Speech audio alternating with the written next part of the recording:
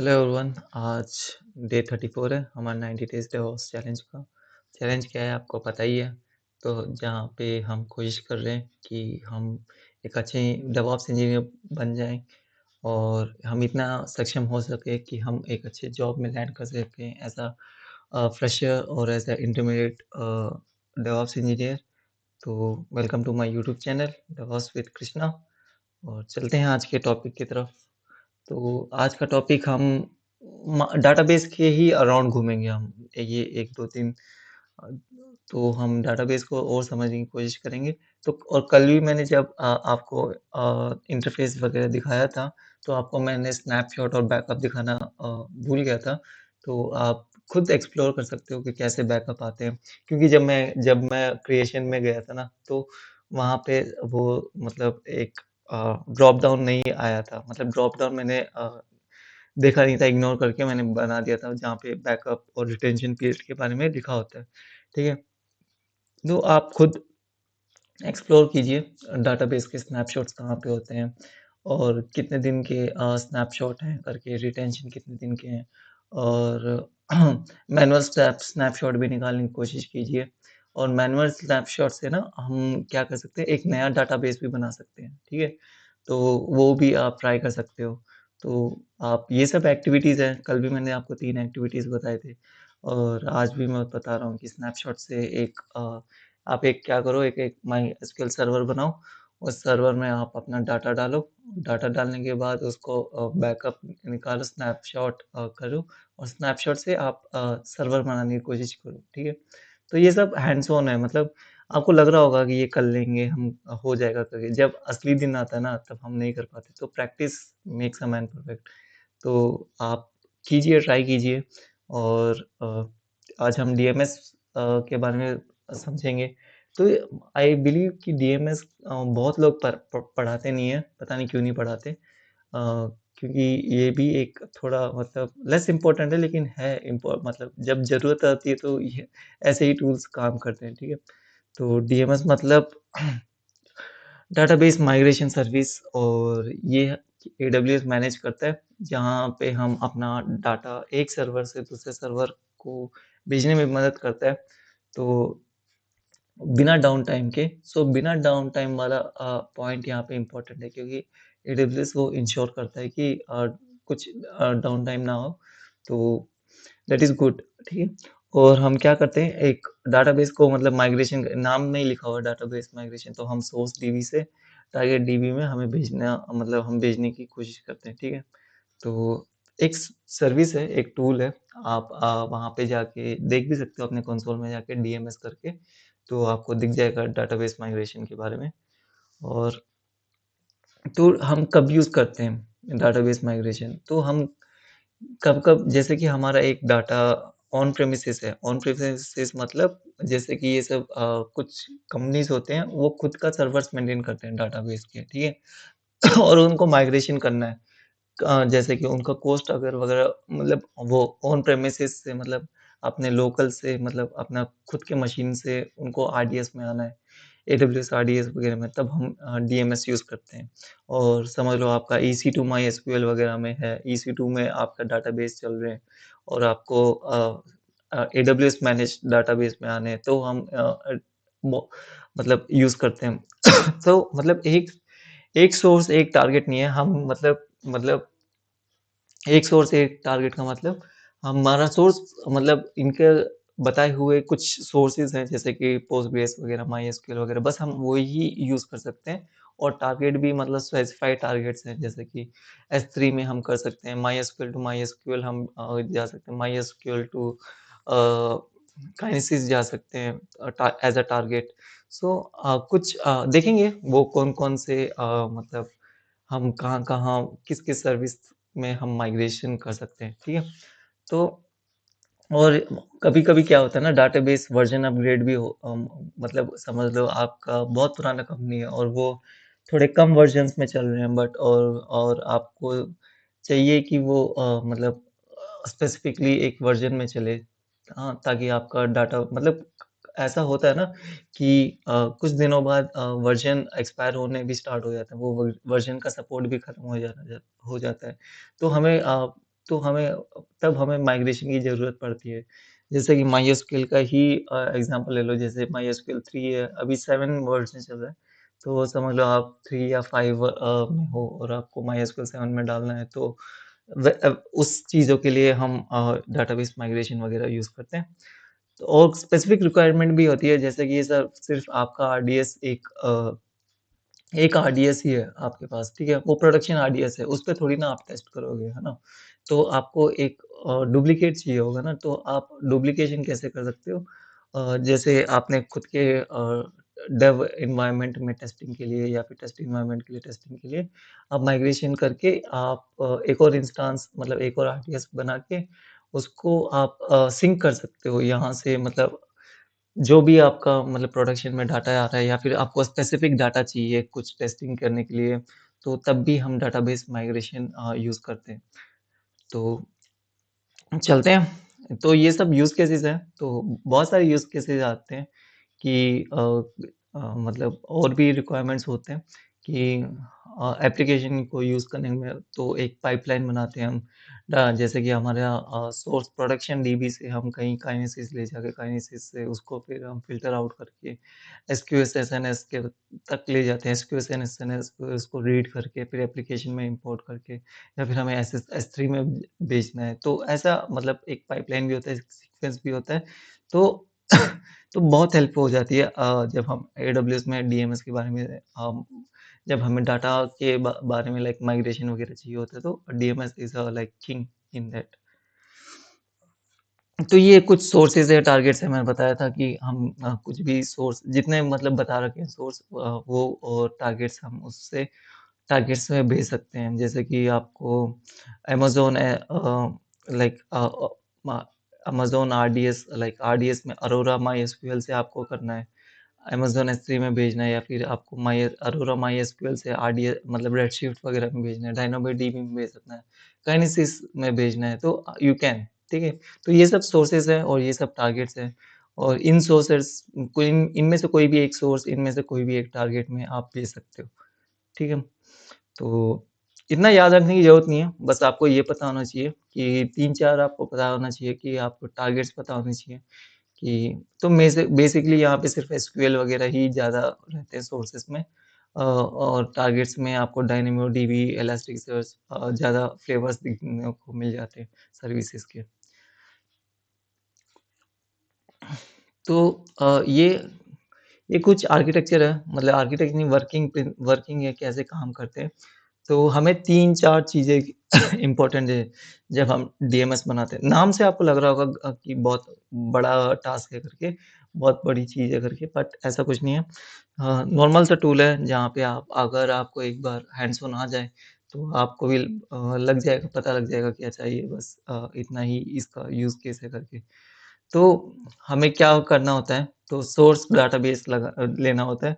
Source database का आपको सारे मतलब इन्फॉर्मेशन देने पड़ते हैं, सोर्स का मतलब एंड पॉइंट, उसका पोर्ट, उसका यूज़र नेम, उसका पासवर्ड, तो सबका मतलब सब चीज़ डिटेल देनी पड़ती है। फिर टारगेट डाटाबेस का भी सब कुछ आपको डिटेल देना पड़ता है। उसको सबको जैसे कि उसका एंड पॉइंट, उसका यूज़र नेम, पासवर्ड, पोर्ट वगैरह देना पड़ता है।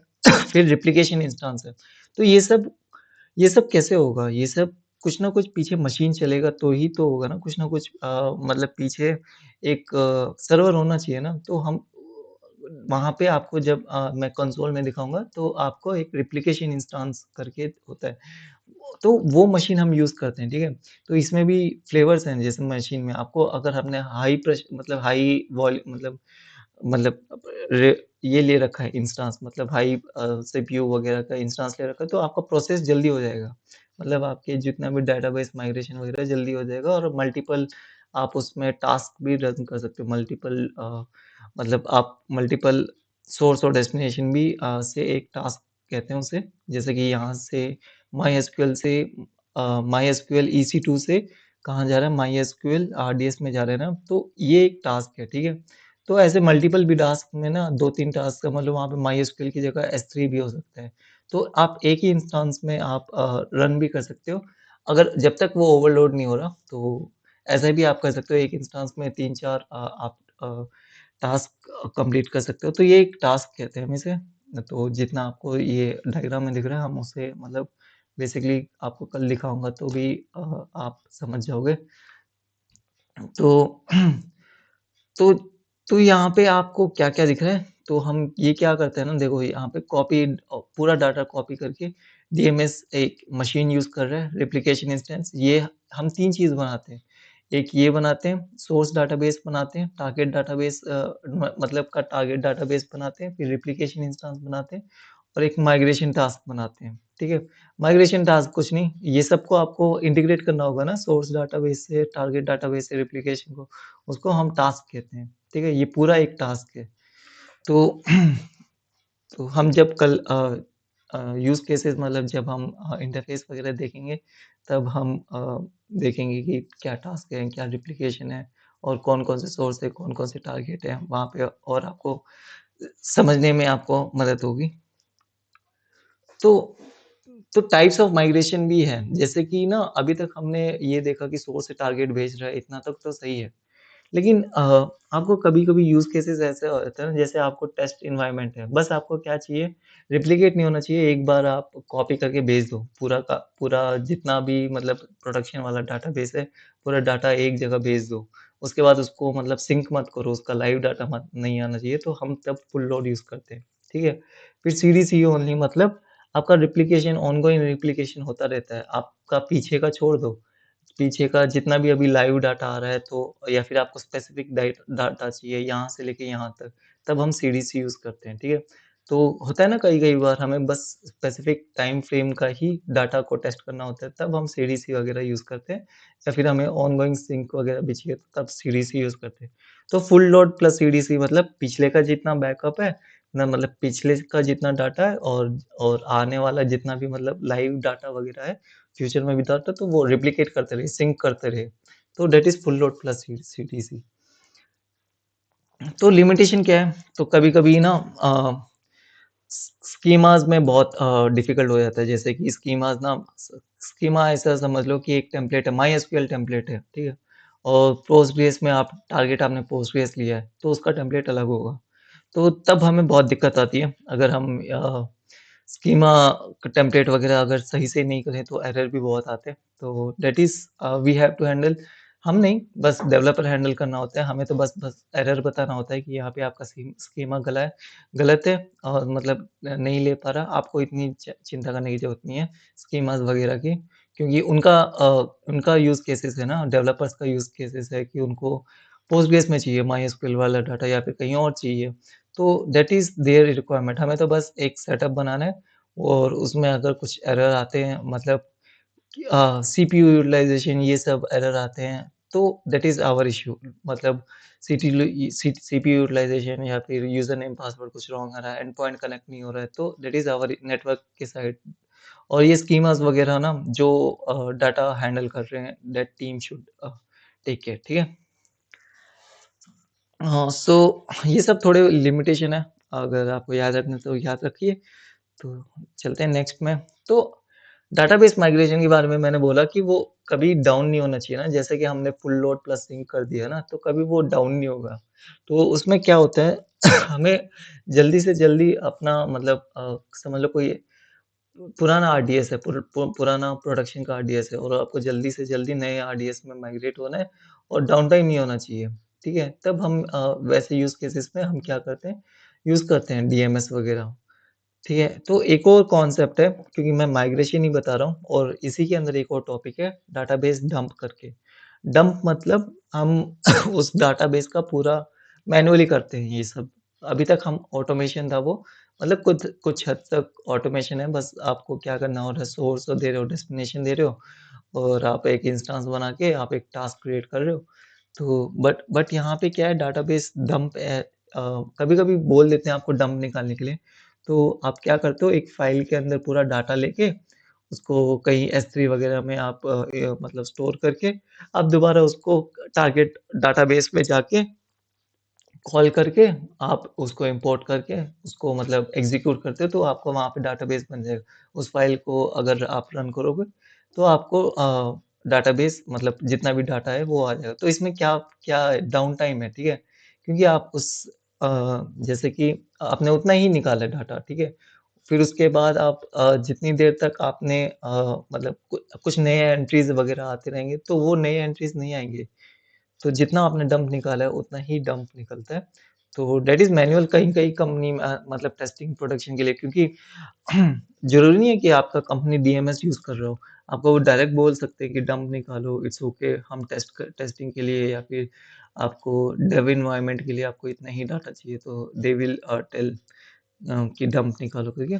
तो ये स्मॉल डाटाबेस के लिए, डेव टेस्ट एनवायरनमेंट के लिए और वन टाइम माइग्रेशन है, जैसे कि बस आपको जितना डंप निकाला है, वो एक फ़ाइल में स्टोर कर रहे हो ना, फ़ाइल स्टोर थोड़ी ना सिंक वगैरह, रेप्लिकेशन वगैरह, डॉट एसक्यूएल फ़ाइल होता है।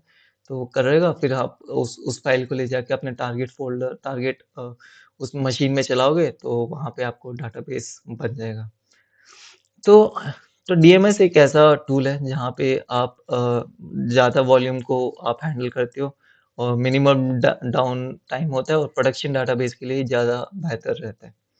और डंप मतलब इसलिए मैंने डंप पढ़ा है क्योंकि समझाने की कोशिश की है, डंप हम निकालेंगे भी ताकि कल आपको कोई टास्क आए तो आपको कम से कम ध्यान हो या फिर कम से कम आप मतलब आपको पता हो, टर्मिनोलॉजी पता हो कि अच्छा डंप मतलब डेटाबेस डंप मतलब हमें मतलब पूरा बैकअप जैसा लेना है, रिस्टोर वगैरह लेना है उस डेटाबेस का, फिर हमें कहीं और जाके उसको हमें भेजना है करके, ठीक है? तो थैंक यू, स्टे कनेक्टेड और वीडियो को लाइक कीजिए और सब्सक्राइब कीजिए डेवऑप्स विद कृष्णा और कमेंट कीजिए डे 34 डन। कल हम क्या करेंगे? कल हम एक डेमो देखेंगे, तो जहाँ पे मैं आपको एक आरडीएस से S3 या फिर दूसरे आरडीएस में भेजने की कोशिश करूँगा और आपको स्नैपशॉट वगैरह भी दिखाऊँगा। अगर मैंने आरडीएस अगर पहले ही मॉर्निंग आवर्स में चला दिया तो आपको ये भी दिखाऊँगा कि कैसे माइस्क्ल डंप लेते हैं और अगर मैंने 2 आरडीएस बना रखे हैं तो कैसे डंप लेके कैसे हम उसको रिस्टोर करते हैं वो दिखाऊँगा। क्योंकि ये टूल्स है ना, आपको ये सब एक्सपीरियंस वाले बंदे ही बताते हैं। आप कोई भी वीडियो जाओ, कोई भी आप डेवऑप्स प्लेलिस्ट में जाओ, आई बिलीव मैं रॉन्ग भी हो सकता हूँ कि वहाँ पे आपको ये डीएमएस वगैरह, माइस्क्ल डंप वगैरह आपको नहीं बताते, बट ये दिस कम अंडर डेवऑप्स के अंदर ही का ये आते हैं, ठीक है? तो थैंक यू।